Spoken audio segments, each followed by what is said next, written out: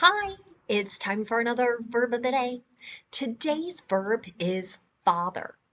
Let's take a look at some of the definitions or the ways that you can use this word as a verb. The first way you might encounter this verb means to cause a pregnancy that results in the birth of a child.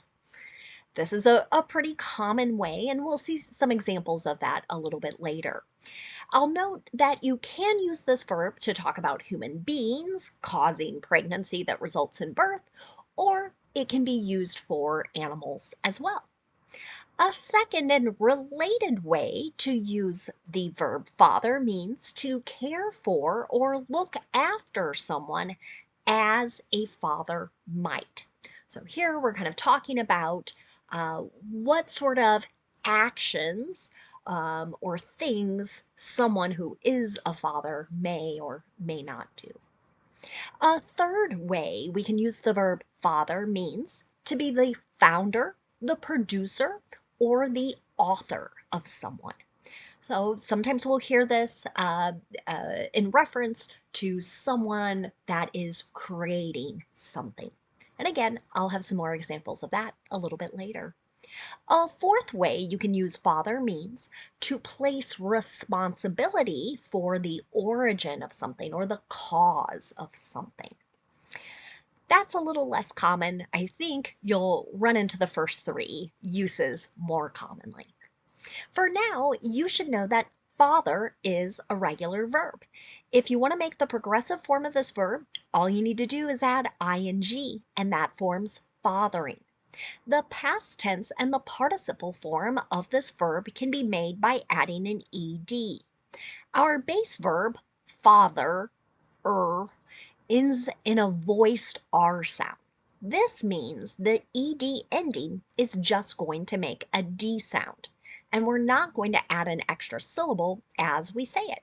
So the past tense and the participle form of our verb should sound like this: fathered, fathered. Okay? Now you'll be happy to know no phrasal verbs for us to learn or discuss, so we'll move on to a little verb tense practice and some more example sentences. Today I thought we would review the simple past tense and the present perfect. Let's start with the simple past tense. We use this verb tense to talk about actions that were completed at a known point in the past. And the nice thing about making sentences in the simple past is that our structure stays the same no matter what our subject is. So in the affirmative or positive, we'll have a subject, and then we're going to have that ed ending because this is a regular verb. So let's take a look at an example. The complaint says the fertility doctor fathered dozens of his patients' children. This sentence is going to go back into the first definition of our verb, and unfortunately, there are many stories where this type of thing has happened. So, a doctor used his own semen to result in pregnancy for patients who were coming to see him for fertility treatments. Right. So here, many times this is part of a longer story. We don't see a time signal here telling us exactly when this occurred. But again, this would be likely something that is spelled out in more detail and implied throughout a story. So they might give us a period of time in previous sentences. If you want to make a negative simple past tense sentence, then you're going to start with your subject. You're going to use did not and then the base verb. So don't use the ed form of the verb here in the negative. Let's look at another example. The top executives didn't bother the improvement plan. Here, this is like saying they didn't create it, they did not produce it. Now, let's take a look at making a yes or no question in the simple past tense. To do this, we'll start with did, then we're going to have our subject, and then the base verb. Again, no ed here when we're making a yes or no question. Here's another example. Did one of the poet's fans write this work and father it on him? So there's an example of maybe where we're talking about assigning responsibility or taking responsibility for the creation of something. Now let's move on and talk a little bit about the present perfect. We can use this verb tense to talk about actions that started in the past and continue into the present. We can also use it to discuss things that occurred at some unknown point in the past. Now, when we make sentences in the present perfect, we do need to pay attention to our subject. If our subject is I, you, we, or they, we're going to use have and then the participle form of our verb. But if the subject is he, she, or it, we'll use has, H-A-S, and then the ed form of our verb. Let's take a look at the first example sentence in the present perfect. It says, the world's oldest crocodile has fathered 10,000 babies. Okay? Now, when you look at this sentence and compare it to the simple past tense about the doctor, right, you might be wondering kind of why might this happen? Why did we use simple past tense talking about the fertility doctor and present perfect with this oldest crocodile? Well, if and I believe the story I borrowed this from was talking about a crocodile that was still alive, right? Has fathered, right? So this action started in the past and is continuing. I believe this again, this uh, animal is continuing to produce baby crocodiles. With the simple past tense, right, we're talking about something that's totally completed, right? And here, I believe this doctor had been arrested, so that's why we can kind of safely say he is no longer in the process of fathering his patient's children. Now, let's take a look at some negative present perfect sentences. To do this, again, pay attention to your subject. You'll start with your subject, then you'll use have or has, then not, and then the participle form the verb. Let's look at another example. After 40 plus years in Parliament, he has been called the father of the House. He told an audience that it was a misleading title, saying, as far as I'm aware, I haven't fathered any of them. I borrowed and did a little bit of editing for length here, but this came from a newspaper article. Again, somebody who has had this long career in politics, and then kind of making a joke here. So he's referred to and as someone who is responsible for a lot of legislation, a lot of policy that has been created. And then, of course, his joke back is really like, I'm not their fathers. Um, I did not lead to their birth, right? Going back to that first definition. Now, let's move on and look at making a yes or no question in the present perfect. To do this, you'll start with have or has, then you're going to have your subject, and then you're going to have the ed form of the verb. Here's another example. Has he fathered any children?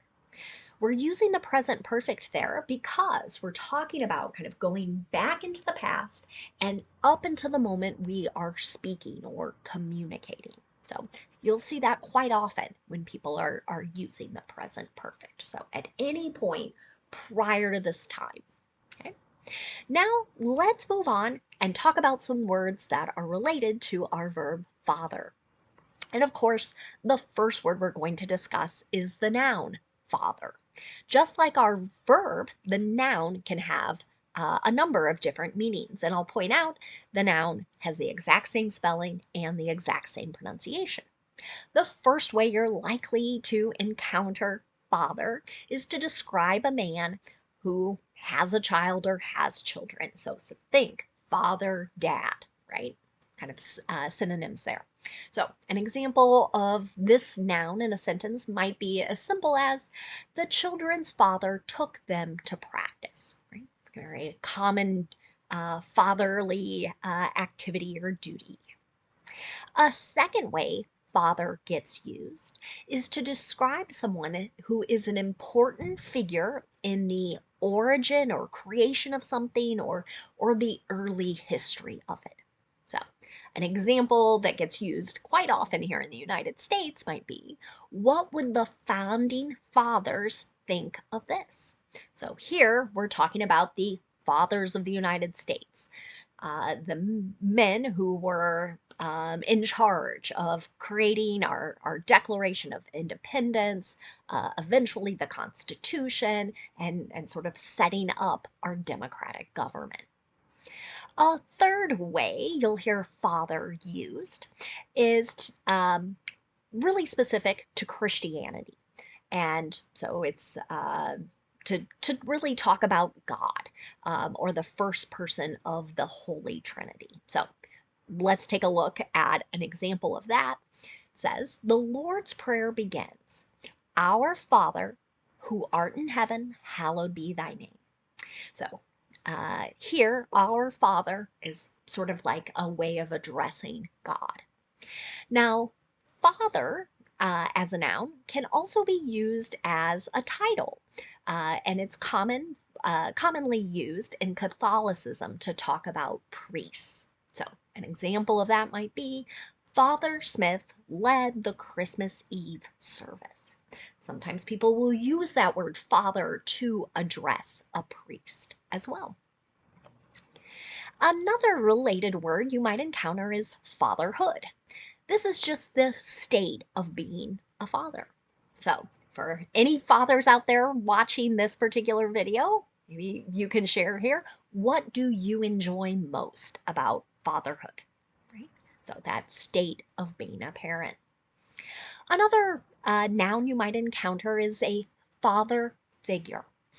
Generally, we use this to describe an older man who others sort of look to. They might have great, deep respect. They might sort of think of this person as having paternal qualities. And in some places and some situations, they might be a bit of a substitute. So, not everyone is fortunate enough to have a father with whom they have been raised for a whole variety of different reasons. But there can be other individuals who sort of fulfill that role in your life. So, an example of this might be his brother was in his 20s when their father passed. So, he became the younger's father figure. So, this sentence is describing that older brother is now sort of substituting for his now deceased father. But this is someone the younger brother can look up to, maybe look to for advice and counsel. The last word I'll leave you with today is the adjective fatherly. This is generally used to describe something that is relating to, resembling, or characteristic of a father.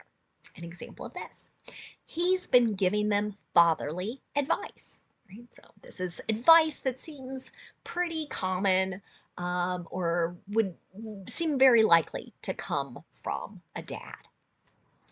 Thank you so much for watching today's video. I hope you have a great day.